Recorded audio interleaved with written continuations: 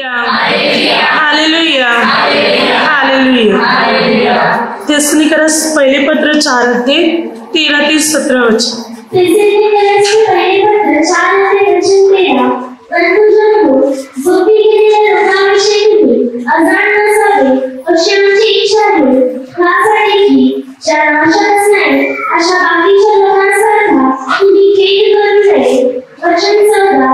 कारण येशू मरण पावला व पुन्हा उठला असा जर आपला विश्वास आहे तर त्याप्रमाणे येशूच्या द्वारे जे झोपी गेले आहेत त्यांना ते त्याच्याबरोबर आणले. वचन 15. प्रभूच्या वचनावरून आम्ही हे तुम्हाला सांगतो की प्रभूचे येणे होईपर्यंत जे आपण जिवंत असे होईल ते आपण झोपी गेलेल्यांच्या आघाडीस जाणारच नाही. वचन 16. कारण आज्ञाध्वनी आश्रित दिव्यदूतांची वाणी व देवाच्या तुतारीचा नाद होत असता प्रभू स्वतः स्वर्गातून उतरे आणि ख्रिस्तामध्ये जे मेलेले आहेत ते पहिल्यांदा उठतील. वचन 17. नंतर जिवंत उरलेले आपण त्याच्या बरोबर प्रभूला सामोरे होण्यासाठी मेघारूढाचे अंतराळात घेतले जाऊ आणि तसे सर्वदा प्रभू जवळ राहू. Hallelujah, hallelujah, hallelujah. संत बोल म्हणतो की तुम्ही झोपी गेलेल्या लोकांविषयी अजाण नसावे अशी आमची इच्छा आहे. प्रभूमध्ये जे मरण पावलेले आहे त्याविषयी तुम्हाला माहिती असावी अशी आमची इच्छा आहे असं संत पौल म्हणतो.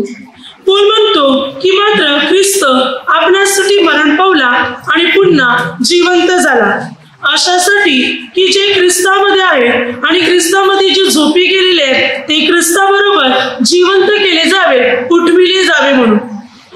शेवटल्या दिवसात जो प्रभू येईल तेव्हा कर्णाचा नाद होईल, तुतारीचा नाद होईल आणि प्रभू येशू स्वतः स्वर्गातून उतरेल.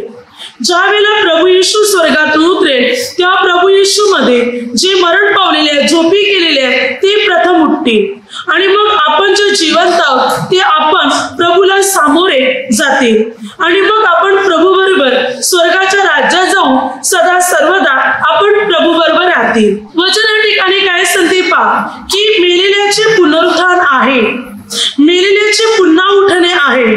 प्रभूमध्ये जे मेलेले लोक आहेत ते उठतील म्हणून वचन सांगते. ख्रिस्त मरण पावला आणि पुन्हा उठविला गेला अशासाठी की जे मरण पावलेले आहेत ते पुन्हा उठविले जावे म्हणून. आपण अगोदर पाहिलं की प्रभू येशूचे पुनरुत्थान झाले, प्रभू मरणातून उठला. आता आपण पाहू की जे ख्रिस्तामध्ये त्यांच्या सर्वांचे पुनरुत्थान होणार, ते मरणातून उठविले जाणार, ते स्वर्गीय राज्यामध्ये जाणार.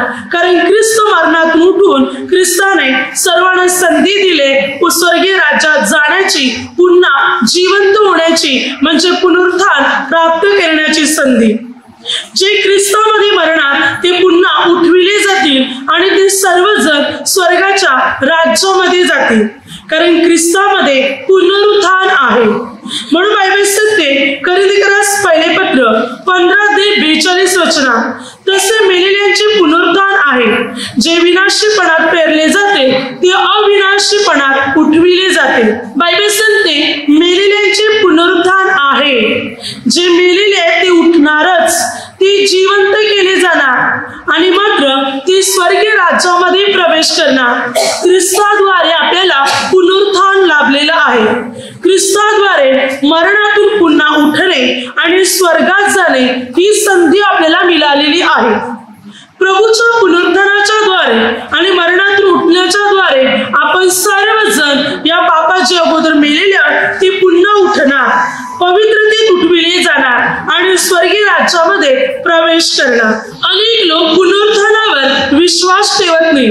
पौल काय म्हणतो पहा, प्रेषितांचे कृत्य 26-8 देव मेलेल्यांना उठवितो हे तुम्हापैकी कित्येकास अविश्वसनीय का वाटावे? देव मेलेल्यांना उठवितो असं अनेक लोकांना तुम्हाला अविश्वसनीय का वाटावे? मला पण वाटत होतं कोण म्हणतो, आणि म्हणून मी ख्रिस्ताच्या लोकांचा छळ केला. पण जेव्हा मला कळलं ख्रिस्त मेल्यात उठलेला आहे तोच प्रभू आहे, तेव्हा मी ख्रिस्ताच्या नावाची विजयाची घोषणा करू लागलो. अनेक लोकांना शंका आहे, संशय आहे, खरोखर मेलेला मनुष्य पुन्हा उठणार आहे का? त्याचं पुनरुत्थान होणार आहे का? म्हणून पौलाने म्हटलं, तुम्हाला अविश्वसनीय का वाटत आहे? ख्रिस्तामध्ये मरण पावलेली लोक उठणार, त्यांची प्रेते उठविली जाणार, ते जिवंत होणार. जसं की प्रभूने ज्या वेळेला क्रूसावर प्राण सोडला, मत्ते 27 अध्याय 50 ते 54 पर्यंत प्रभूने प्राण सोडल्यानंतर प्रभू मृत्यू पावले आणि प्रभूच्या पुनरुत्थानाच्या द्वारे पवित्र जनांची शरीरे उठविली गेली. प्रभूच्या पुनरुत्थानाच्या द्वारे त्याच दिवशी अनेक लोकांची पवित्र जनांची शरीरे उठविली गेली. मग आता प्रभूमध्ये आपण मरण पावले, मग काय आपण उठणार नाही का? सर्व उठणार. काय सांगते वचन? जे प्रभूमध्ये झोपी गेल्या, मेलेले ते पहिला उठतील आणि प्रभू बरोबर वर उचलण्यात येतील. म्हणजे ख्रिस्तामध्ये आपण ख्रिस्त येईपर्यंत आपण जिवंत असले तरी आपण स्वर्गात जातील, आणि ख्रिस्त येण्याच्या अगोदर आपण मृत्यू पावले तरी आपण उठविले जाऊन स्वर्गात जातील. कारण मेलेल्यांचे पुनरुत्थान आहे. प्रभूने संधी आपल्या प्रत्येकाला दिलेली आहे. त्यासाठी आपल्याला प्रभूमध्ये स्थिर राहायचंय, प्रभूमध्ये टिकून राहायचंय, तर आपल्याला हे पुनरुत्थान मात्र प्राप्त होणार. म्हणजे आपण जरी मेले तरी आपण देवाच्या राज्यात प्रवेश करणार. म्हणून बघा, अनेक लोक पुनरुत्थान मात्र मानत नाही. पुनरुत्थान आहे असं अनेकांचा विश्वास नाही. वचन सांगते प्रेषितांचे कृत्य 23 अध्याय 7 ते 8. सदुकी म्हणत होते की आत्मा नाही आणि मेलेल्यांचे पुनरुत्थानही नाही.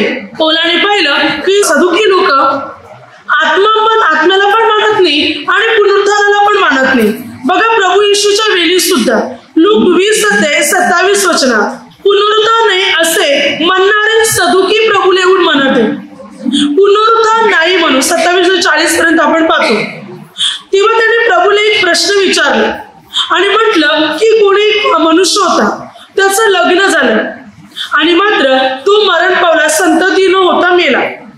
मग त्याची बायको त्याच्या दुसऱ्या भावाने केली आणि तोही संतती न होता मेला. मग तिसऱ्याने तिच्याशी लग्न केलं, तोही चौथा पाचा, असे 7 जण मेले आणि शेवटी ती बायको पण मेली. तर पुनरुत्थानासमयी ती कोणाची बायको होईल म्हणून सदुकी लोक प्रभूला प्रश्न करत आहेत. कारण त्यांचा पुनरुत्थानावर विश्वास नव्हता, म्हणून ते प्रभूला उलट प्रश्न विचारत होते. तेव्हा प्रभूने त्यांना स्पष्ट उत्तर दिलं की मात्र पुनरुत्थान पावल्यानंतर ती त्या कोणाची बायको नसणार. कारण स्वर्गात मनुष्य उठल्यावर स्वर्गीय राज्यात पुनरुत्थान झाल्यानंतर कोणी लग्न करत नाही किंवा लग्न करून देत नाही. कारण ते सर्वजण देवाचे पुत्र, देवाची कन्या होतात. ते देवदूतांसारखे बनले जातात, ते देवाचे लोक बनले जातात पुनरुत्थान प्राप्त केल्यामुळे. तेव्हा सदुकी लोकांचं तोंड बंद झालं की पुनरुत्थानाचे उत्तर याने बरोबर दिलेले आहे की तिकडे लग्न करून घेत नाही आणि लग्न करून देण्यात येत नाही, तर ते सर्वजण देवाचे पुत्र आणि कन्या बनतात. पुनरुत्थान आहे. पुनरुत्थानानंतर कोण कोणाची बायको, कोण कोणाचा नवरा नाही, तर सर्वजण देवाची लेकरं म्हणून स्वर्गात राहतील, देवाची मुलं म्हणून स्वर्गात राहतील आणि देवाची आराधना करतील. या पृथ्वीवर आपण कोणाची तरी बायको, कोणाचा तरी नवरा, कोणाचा तरी मुलगा मुलगी, सून सासू असे आहोत. पण स्वर्गात मात्र कोणी कोणत्या नात्याला बांधलेलं नसणार, तर सर्वजण परमेश्वराची लेकरं असणार, परमेश्वराची मुलं असणार.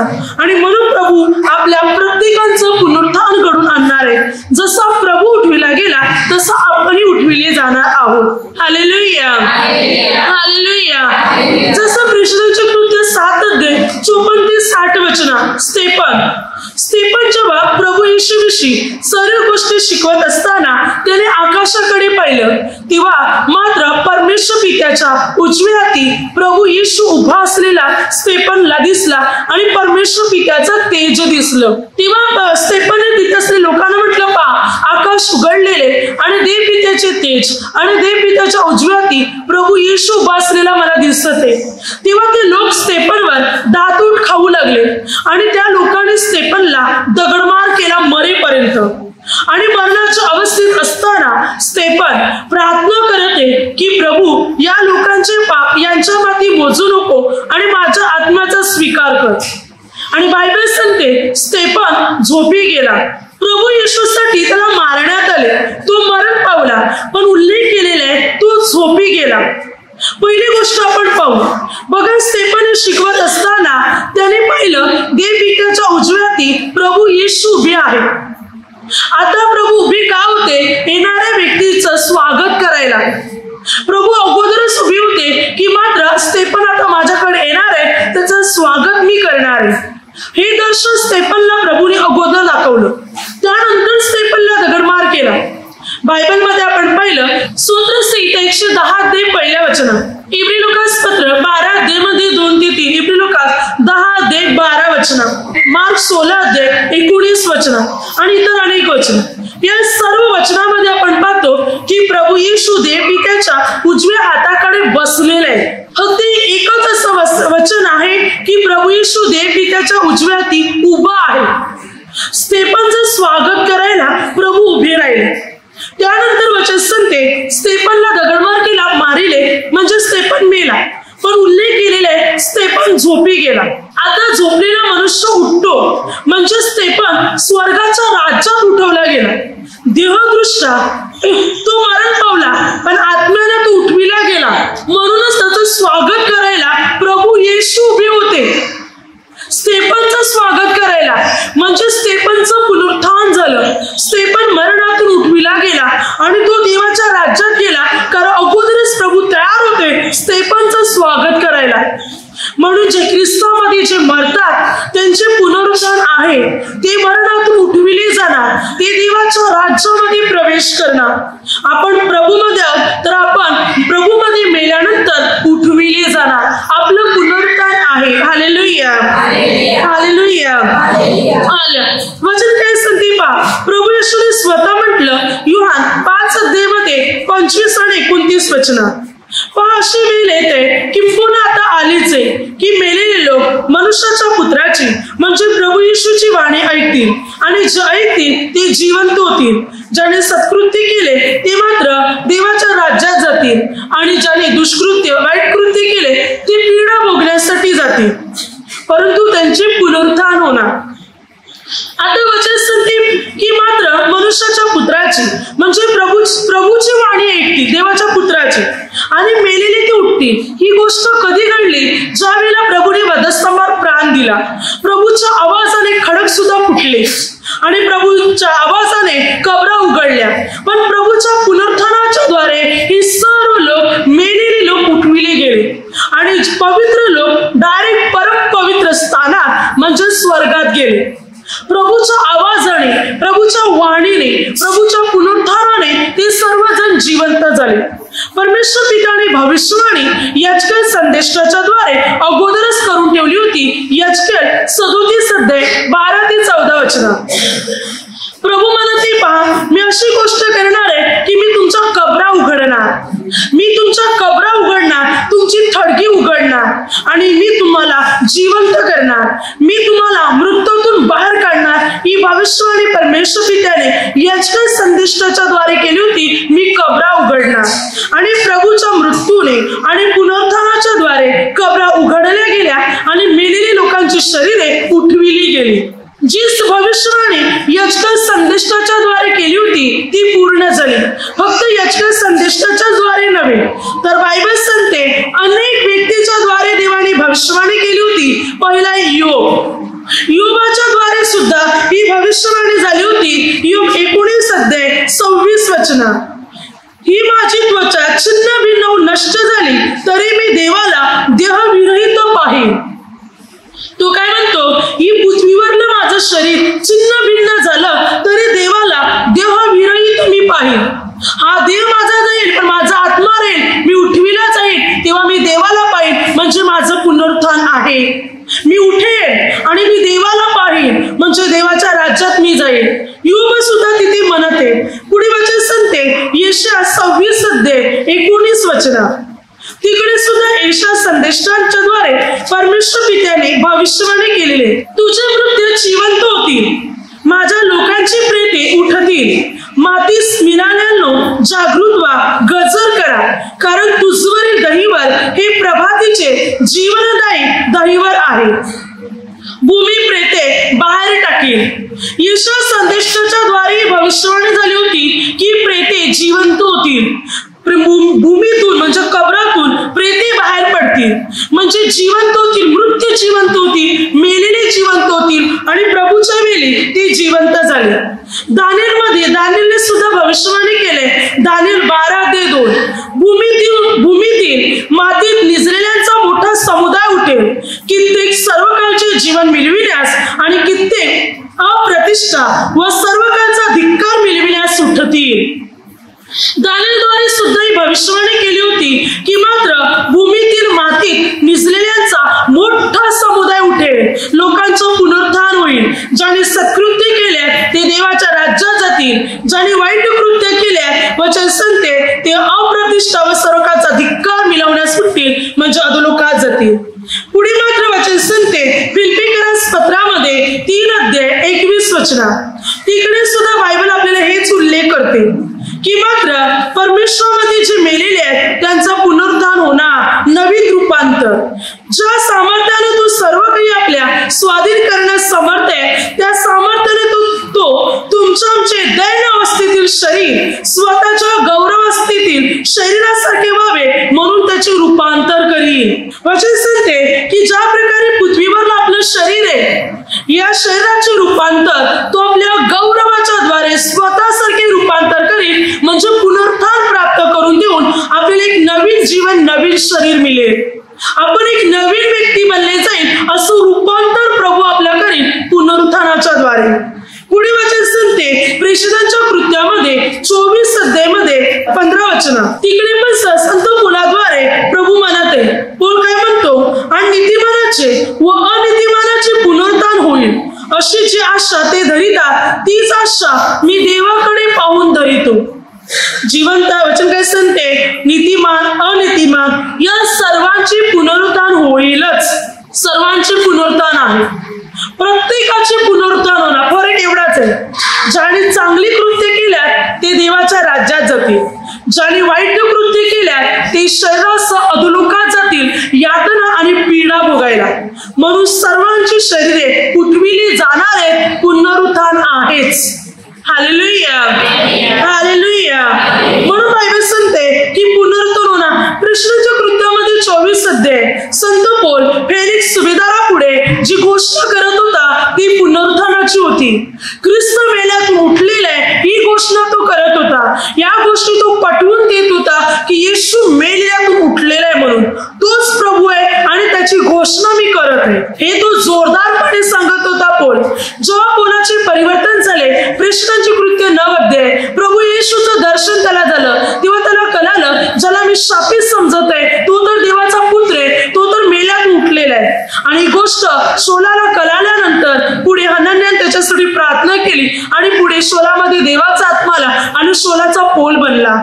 पुढे पौलाने पहिली गोष्ट जी केली ती म्हणजे येशू मेल्यातून उठलाय, येशू प्रभू आहे ही पहिली गोष्ट त्याने केली. ज्याला तो मेलेला समजत होता तो उठलेला आहे, तो देवाचा पुत्र, तो देव आहे ही गोष्ट पौल करू लागला. आणि त्याने ही गोष्ट इतक्या प्रमाणात केली की त्याने दुनिया हालून टाकली, जगाची उलटा पालट त्याने करून टाकली. देशच्या देश, नगरच्या नगर, गावच्या गाव त्याने बदलवून टाकले पौलाने. सत्य लोकांपर्यंत त्याने पोहोचवले. मग यहुदी लोक असो, इस्रायली लोक असो, रोमन लोक असो, पलिष्ठी परराष्ट्रीय लोक असो, कोणी घेऊन असो, त्यांच्या पुढे ख्रिस्त मेल्यातून उठलेला आहे ही घोषणा करायला पौलाला कधी लाज वाटली नाही, ना भीती वाटली. ठामपणे तो प्रभूच्या स्वार्थीची घोषणा करत गेला की ख्रिस्त मेल्यातून उठलेला आहे, तोच प्रभू आहे, तो जिवंत परमेश्वर आहे म्हणून.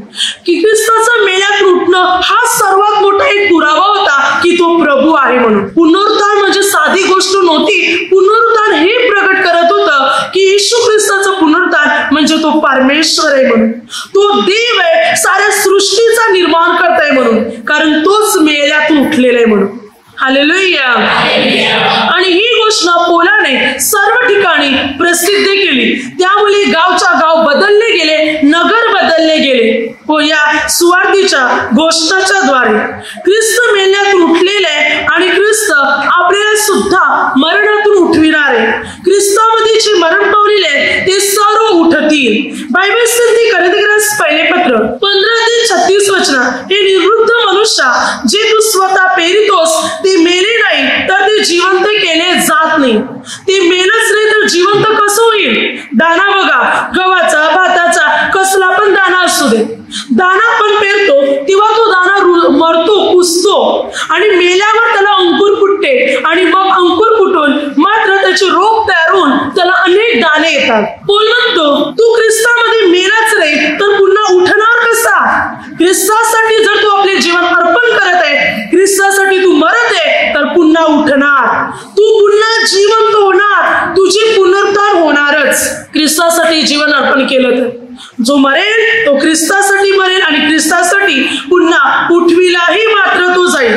म्हणून बायबल काय सांगते पहा, कोरिंथीकरास पहिल्या पत्रामध्ये 15 अध्याय 12 ते 17 वचनापर्यंत.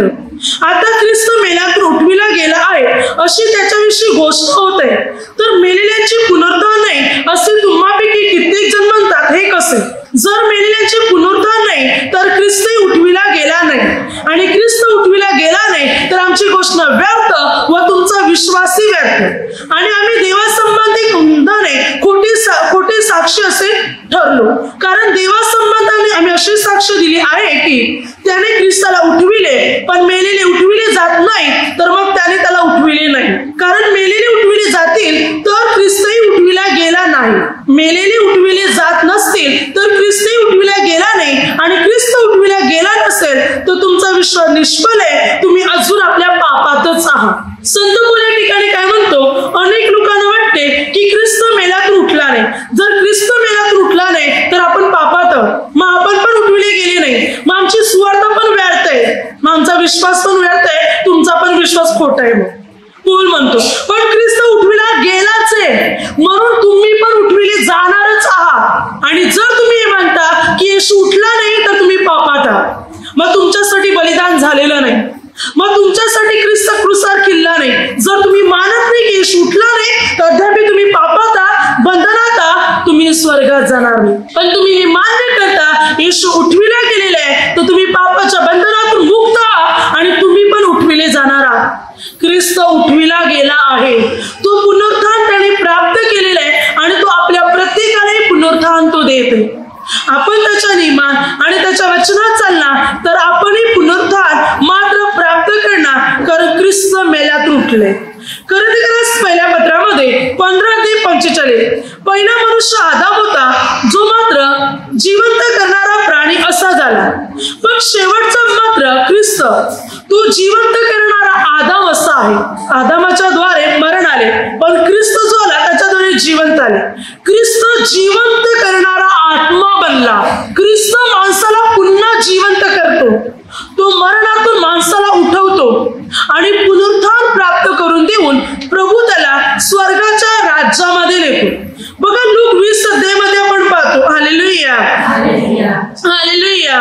ज्या प्रकारे आपण अगोदर पाहिलेलं त्याच्यामध्ये 37 वचन, लूक 20 अध्याय 37 ते 40. बघा हे महत्वाचं वचन. पण मोशेने जोडपाच्या वृत्तांत परमेश्वरला अब्रामाचा देव, इसाकाचा देव व याकोबाचा देव असे म्हणून मेलेले उठविले जातात हे दर्शविले आहे. तो मृतांचा देव नव्हे तर जिवंतांचा आहे, कारण त्याला सर्व जिवंत आहे. तेव्हा शास्त्रातील कित्येकाने म्हटले, गुरुजी ठीक बोलता, मग ते त्याला आणखी काही विचाराव्यास धजले नाही.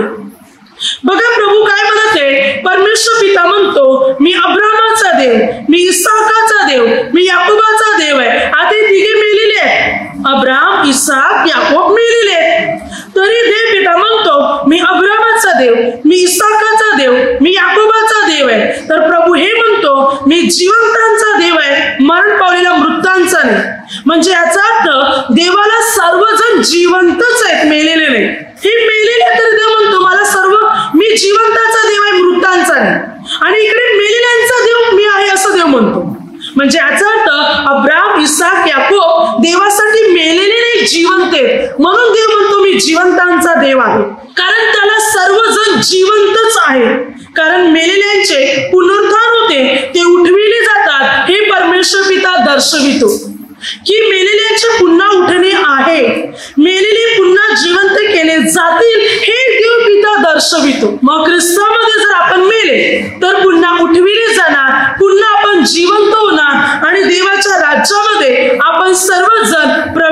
करणार, देवाच्या राज्यात आपण जाणार. कोरिन्थीकरास पहिले पत्र 15:52 कर्णवाजे मेलेले ते उठतील आणि अविनाशी असे जीवन प्राप्त करण्यासाठी ते उठविले जातील. शेवटचा कर्णवाजे आणि मेलेले ते उठविले जातील. मेले लोक उठते जेव्हा कर्णवाजे तुतारीचा नाद होईल तेव्हा मेले लोक प्रथम उठविले जातील. ते पुनरुत्थान प्राप्त करतील आणि ते स्वर्गीय राज्यामध्ये मात्र प्रवेश करतील. आता आपण ख्रिस्तामध्ये आहोत, ख्रिस्तामध्ये जीवन जगत आहोत आणि ख्रिस्तामध्ये मेले तर पुन्हा उठविलेही जाणार, पुन्हा आपण जिवंत होणार. मग रोमकरासपत्र 7:4 त्याप्रमाणे माझ्या बंधुजनो तुम्ही ख्रिस्ताच्या शरीराच्या द्वारे नियमशास्त्र संबंधाने मृत झाला अशासाठी की तुम्ही दुसऱ्यांचे म्हणजे मेल्यातून जो उठला त्याचे व्हावे आणि आपण देवाला फळ द्यावे.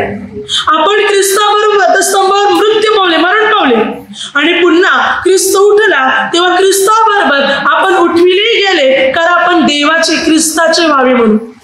प्रभू बरोबर आपण उठविलेही गेले. कोलोस्सीकरास पत्रामध्ये 3:1 म्हणून तुम्ही ख्रिस्ताबरोबर उठविला गेला आहात तर ख्रिस्त देवाच्या उजवीकडे जेथे बसले तिथल्या वरील गोष्टी मिळवण्याचा यत्न करा. ख्रिस्ताबरोबर आपणही जिवंत केले गेलेले म्हणून आपले लक्ष वरील गोष्टीकडे, स्वर्गीय गोष्टीकडे लागलेलं असावं. ख्रिस्तामध्ये पुनरुत्थान आहे, मरणातून आपण उठणार आहोत, स्वर्गीय राज्यात जाणार आहोत. ख्रिस्ताचं पुनरुत्थान म्हणजे सर्वात मोठा पुरावा आहे आपल्यासाठी की आपण पण मेल्यात उठविण्यात येणार आहोत आणि देवाच्या राज्यात आपण जाणार आहोत. प्रभूने मरणावर विजय मिळवला, मरणाला तुडवलं प्रभूने, मरण तुडवलं प्रभूने, जे सैतानाकडून आदम हव्वाच्या चुकीमुळे आलं होतं.